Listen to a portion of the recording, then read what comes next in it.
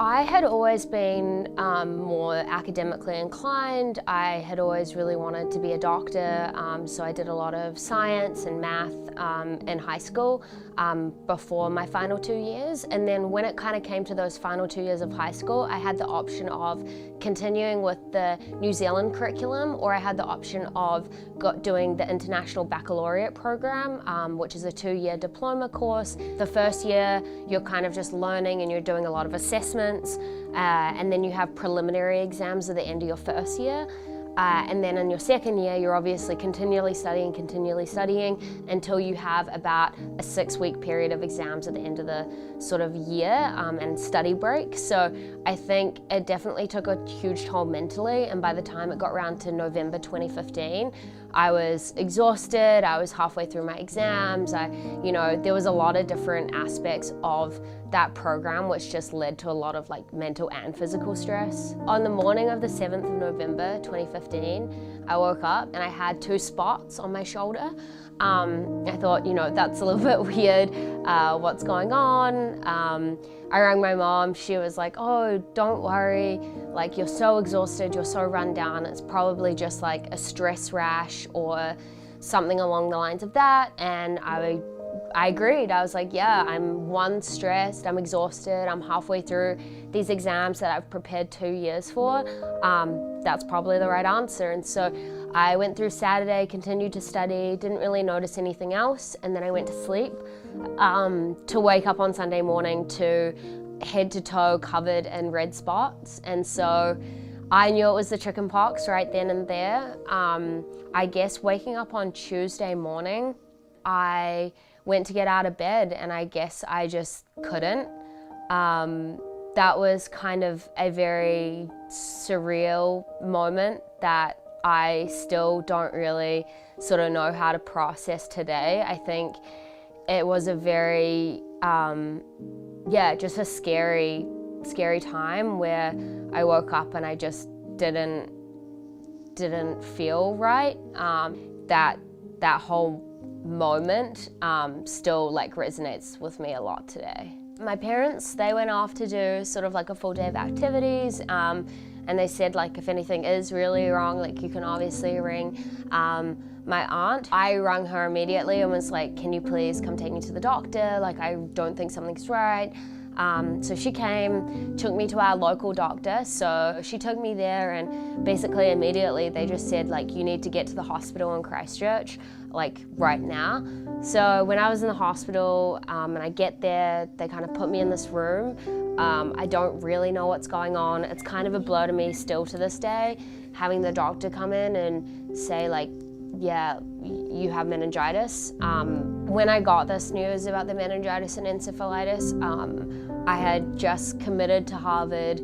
I just sent in my application, my early decision application. I'd had good feedback from the admissions office, so I was in a really good spot and had sort of been told that my likely letter was on its way. So I was in a really amazing spot where I was pretty sure that I was going to be coming here next year.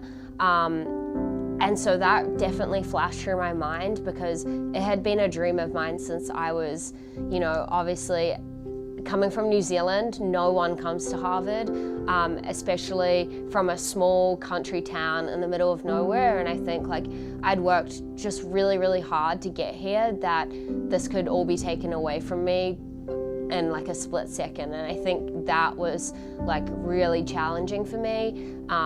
It definitely all flashed by when I got this news, because I had just been studying for these exams for 2 years to try get my diploma and really show that I was a good candidate to come to Harvard. And so I think, that was a really huge part of my whole meningitis experience, was knowing that I might not be able to, fulfill my dreams and come here and be able to do the things that I've wanted to do since I was just a young kid.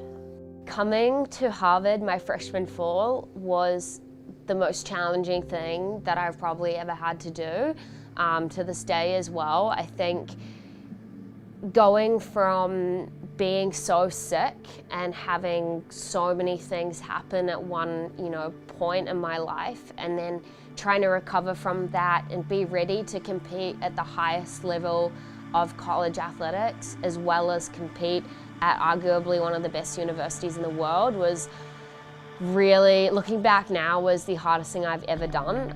But I definitely think that I didn't recognize that at that age. I didn't recognize that it was challenging and it was difficult for me. I wish now, looking back, that I would have reached out for help because I was really struggling. I think the biggest transition for me, I did get homesick, as most people do when they move to college, but I think it wasn't necessarily the homesickness, it was the fact that I was exhausted all the time and couldn't focus in class and was really struggling to sort of do my schoolwork to the ability that I knew how to during high school, because I think obviously all of us here, we come from really strong academic backgrounds, and so I think we're used to doing well in the classroom but also well in our sport, and I think I was really struggling in the classroom and I really needed help with that, but I didn't reach out and ask because I had survived something that I know a lot of people haven't.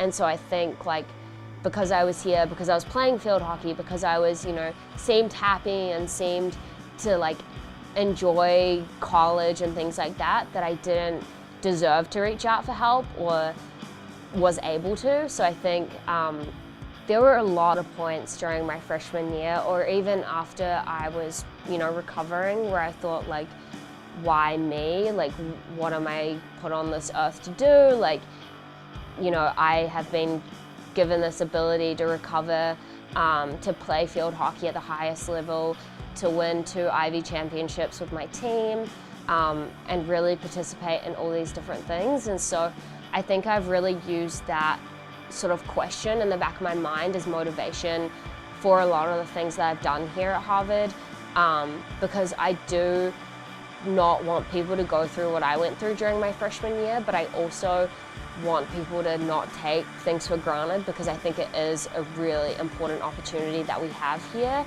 not only at Harvard, but to be a Division I college athlete is probably one of the most amazing positions in the world, and I think like we're very lucky where we are here. But as I continue to look back on that question, it's more so like, how am I able to use this experience to help people around me, and more so they don't have to go through what I went through. And that's sort of the motivation for a lot of the extracurricular work that I do here. But it is always a question that goes through the back of my mind, and it really does motivate me to really reach out and help other people. I decided to join SAC, which is the Student Athlete Advisory Committee. So I was the field hockey representative alongside another teammate, and that was probably one of the best decisions I've made at Harvard. I've made some of my best friends through that organization, but also had a lot of leadership positions within that. And so this year I decided to take that opportunity and create the Student Athlete Wellness Leader Program. And so what that is a leadership development program which sort of aims to integrate the mental health and well-being services on Harvard's campus. I did this because of my own story. I think during my freshman year, I was like really struggling.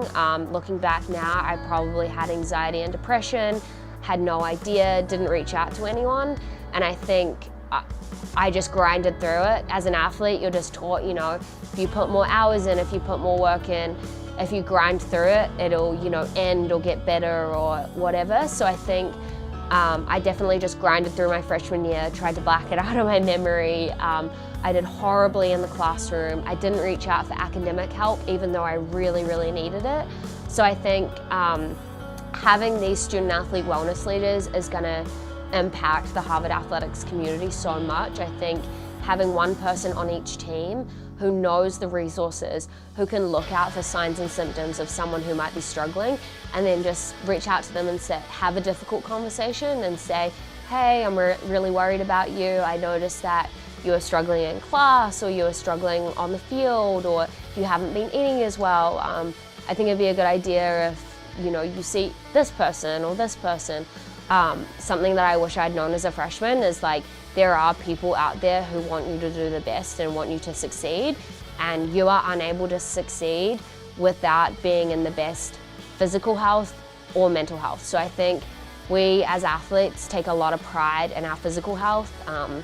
We practice 6 days a week, and we go to strength and conditioning, and we eat well, and we look after our bodies in the training room, and we do all these things to really make sure that our physical health is in check, but there aren't a lot of things we do to make sure that our mental health is in check, and I think that is something that we need to change, and to change that, people just need to reach out and say, you know, I'm struggling and it would be great if you could help me with this, or just talk to your coaches, have these conversations, because once these conversations start, it's normalized that, you know, your mental health is just as important as your physical health, and I think we need to realize that you can't be a good student or a good athlete without having both of those components in good shape.